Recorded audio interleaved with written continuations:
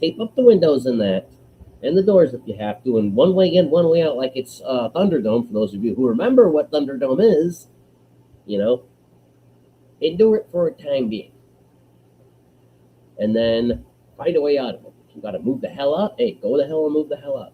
If you got plenty of options to where you can just basically, okay, get rid of the furnace, get rid of the stove, and replace it with something that's wood burning, and then just go Paul fucking Bunyan, and just get yourself an Afuera chainsaw, and then there you go. Cut down some trees, do some public service, and then take the freaking wood, and then boom.